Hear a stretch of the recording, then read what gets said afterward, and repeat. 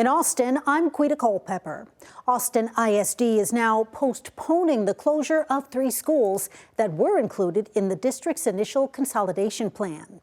Palm, Briker Woods, and Maplewood elementary schools are off the closure list until next year, but the district still plans to shut down these 10 campuses due to low enrollment and state turnaround mandates. Brianna Perez has more.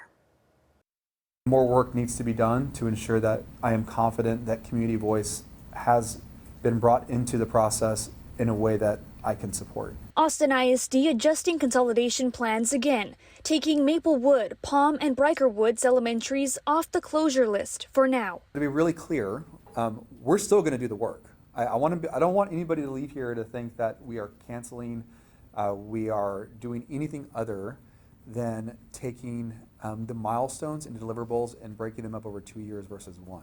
Superintendent Matias Segura says it became clear that refinements around boundary changes and consolidations had not met his expectations. Some call the change a win. We were on the list, and I was scared because if our school got shut down, I wouldn't get to see my friends at my school anymore. But now what?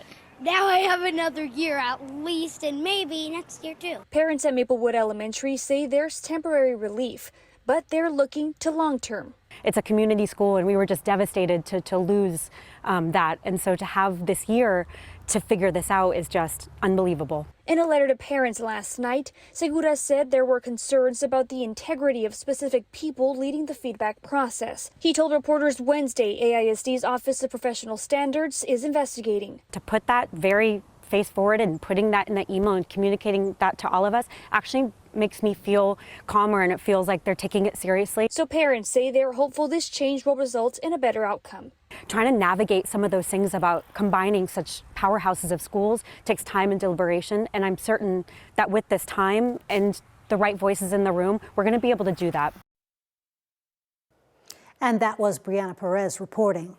Under the revised consolidation timeline, AISD trustees are still set to vote this month on relocating dual language programs and adjusting boundaries to support state-mandated turnaround plans for failing schools. The vote is expected to happen November 20th. Austin police have found a nearly 2-month-old baby who was the focus of an Amber Alert Tuesday night. And it comes after Child Protective Services obtained a court order for the baby's custody. Police say the mother, Kayla Washington, took the baby from an area near Summit Drive in North Austin. An Amber Alert was issued and officers found her with the baby near North Lamar Boulevard just a few hours later. The baby was unharmed. Washington was arrested and booked into the Travis County Jail on kidnapping charges. A second person, Avery Ryder, is also in custody for resisting arrest. Austin's city manager is telling the mayor and city council to find more ways to run more efficiently after voters rejected Proposition Q. It would have raised the city's property tax rate, costing the average homeowner an extra $300 a year. Here's Adam Bennett.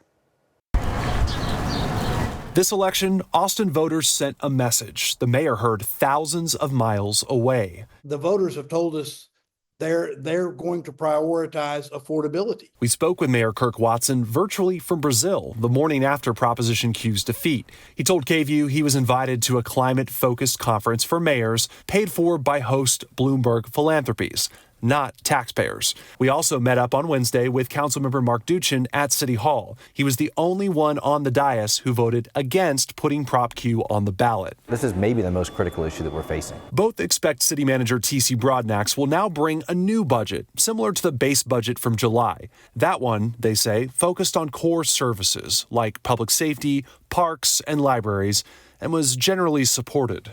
If we're going to make any changes to it, they ought to be modest changes. I don't think we ought to be revisiting big policy discussions, the divisive issues. My hope is that it's largely unchanged because I think he gave us a really solid, responsible base budget. Both Watson and Duchin also want the city to look for ways to give taxpayers the best bang for their buck. KVUE obtained this memo sent Wednesday, after Prop Q's defeat from City Manager Broadnax to the mayor and city council.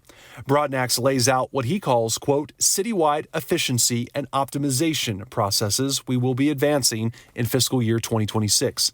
That includes reviewing contracts for homelessness response, public health, and other social services. It also continues existing scrutiny of so-called shared services. That's IT and HR or services like that impact a lot of departments. A second look. Everything that we do needs to be a part of the process of review. Before a second round of budgeting. That was Adam Bennett reporting. Manor ISD leaders are planning next steps after voters rejected a bond package worth $385 million. Proposition A was a $359 million bond to pay for campus renovations, security improvements, and new school buses. Prop B was an $8.5 million bond to upgrade aging technology across the district. Prop C, which was worth $16.5 million, would have funded the construction of a new theater at Manor High School. After all three of those bonds failed, the district is mulling over bringing the choice to voters again in 2026. In a statement, Manor ISD wrote that it plans to get feedback from the community and explore possibly adding another bond, which could take place as early as next May. The district says once it figures out a timeline for another bond, officials will refine their proposals and present them to the Board of Trustees. Meanwhile, Taylor ISD voters passed two propositions to support their schools. Prop A is a $147 million bond for school construction, renovations, and improvements. Prop B will change the property tax rate by about $1.06 per $100 valuation to generate money for student programs and corporate partnership agreements. With no end to the government shutdown in sight, efforts to keep families in Central Texas fed aren't slowing down. Jessica Cha tells us about the ATX free fridge. Whether you take something or leave something, these fridge doors open for anyone. Milk, eggs, peanut butter, they have chips, everything that you would need. This free fridge is located outside of Brentwood Social House on West Koenig. Canned goods, prepared meals inside, but there are several just like it across Austin. Very grateful. I don't know who came up with it.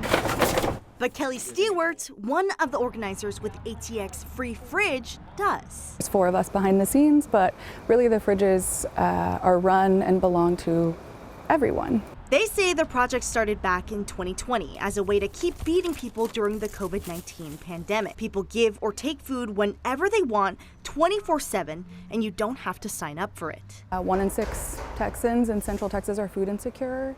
We know that through the door sensor data that we have, between 100 to 200 people are visiting each location every single day. People like Tanisha Thompson Food bank, yeah, it's so far away. I wouldn't be able to get to the food bank. say it helps her out and her son who has Down syndrome. You want a fist pump? I was working like 12 years at my job, and I just put in my resignation because I didn't have no one to watch him. But it can help anyone, according to Stewart. It's elderly folks, it's disabled folks, big families, college students. 5 of these free fridge locations feed hundreds of people in the community, but only as long as they stay open. ATX Free Fridge organizers say they had to recently permanently close down their 2nd Street location due to lack of steady community support. And she says they need all the support they can get with the remaining ones. They anticipate more need as the government shutdown continues. We take care of each other. When systems that govern us fail us, it's up to us to care for each other. When barriers are built, you build a door to help go through it. In Austin, Jessica Cha, KVUE News.